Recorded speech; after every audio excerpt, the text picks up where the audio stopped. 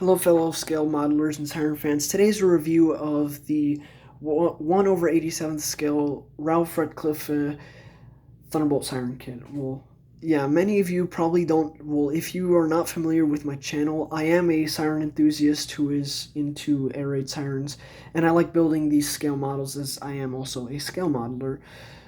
But for those of you that are new, that do know my channel, yeah, you already know what this video is about.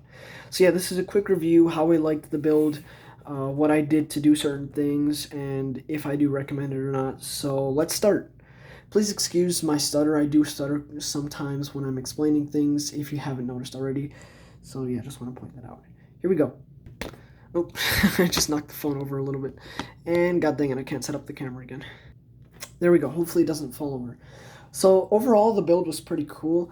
It includes a little mesh screen here, a steel mesh screen, which I find pretty cool. If you are an intermediate scale modeler, you should have no trouble building this. But if you are just beginning, you're in for a real trip. These kits are somewhat difficult, so I do recommend some modeling experience before you purchase one of these. Let's see. Overall, I don't have any complaints about it. Just it could be somewhat easier to assemble and a bit more realistic, but it's still pretty realistic for the size that it is. HO scale. It's all. I'll compare this model with a ruler that carries. This is a standard 12-inch ruler, 30-centimeter ruler. So yeah, this is how tall it stands directly next to the siren. So yeah, this is the tallest pole mount I could get. So yeah, right about 6 inches, maybe a little bit over. The paint that I do recommend for this, if you are hand painting this, I recommend just standard acrylic paint and a good set of paint brushes. Fine paint brushes if you do want to incorporate details such as civil defense logos and Thunderbolt Siren logos, which I will show you guys in a second.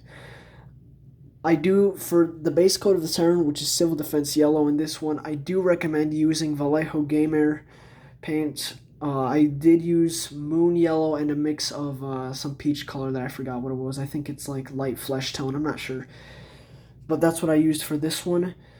Yeah, just make sure you cover everything. Do multiple coats of paint if you do use an airbrush. But if you do use a hand brush, good luck, because it's going to be pretty difficult. The kit includes one full wood pole made out of actual wood and a wood sort of squarish thing. I can't describe it, but it's a wood skewer that's a square shape. Yes, that's the best I can come up with. It only includes one controller here. It's called an RCM1 cabinet because this Thunderbolt model is of a 1000 or 1000T, which means it only needs this one RCM cabinet to fully run.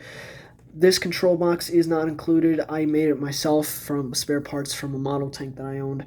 I do recommend doing that because it works as a siren motor starter timer.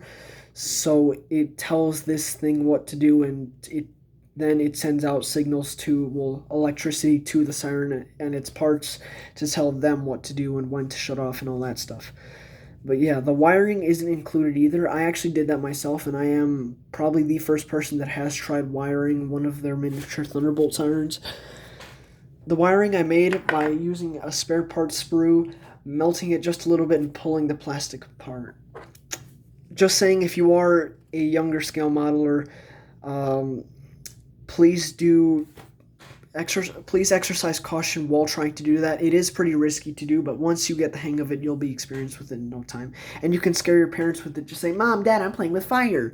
I actually did that, and my parents, they were like, "What are you doing?" Yeah, no, I have burned myself quite a few times. Sorry, excuse me there. Quite a few times in doing that. So yeah. Down here is the air compressor. I added a little civil defense logo and a Thunderbolt logo above it. Nothing too much about this. I used some spare plastic here just to put a concrete pad there so it could sit down there. And yeah, not much. Just saying, I know there's pictures of the pipe that goes to the siren head. Let me show you the way it goes. There are pictures of the pipe coming from here or even the top, I don't know. But being historically accurate, it came from either the bottom here or the middle here. anywhere here works. And make sure if you are building it with the vent, because I cut off the vent due to historical purposes, if you are doing it with the vent assembly, that did exist, except on this variant it didn't. If you don't understand the Thunderbolt Siren story, then yeah, don't worry about it. Make sure the vent is facing forwards away from this pipe. They should be on the opposite ends.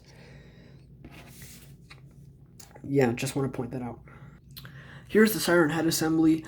Nothing much to complain. Yes, it does rotate, but there may be some sort of leaning issue to it. So if there is a leaning issue or it is extra loose, I recommend putting a bit of masking tape right about here where it rotates, and then you should be fine and the issue should be corrected. As I said, it includes a steel mesh screen that goes here. It is optional. You do not need to put it in there, but I would recommend doing it for historical accuracy. There's a mounting flange right here, flange right under there.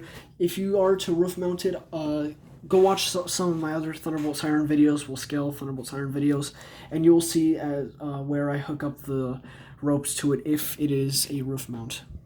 But yeah, I still recommend putting that there, one, for added support to the siren head, as it is really hard to glue onto the air compressor pipe, or the blower pipe as it is properly named. Yeah, I still recommend putting that there so you have some extra support, because it is somewhat difficult. Yeah, now noticing all the little mistakes that I made up here. Yeah, here's the rotator assembly. I just added a Civil Defense logo here and a Thunderbolt logo there. That's how it properly was on the Thunderbolt. You don't have to do that, but I like doing that for historical accuracy. Yeah, that's pretty much it for this kit. I really enjoy it. I really enjoyed building it, and all the other times I've built it too, I've enjoyed doing that. So would I recommend this kit? Yes, if you are an intermediate scale modeler.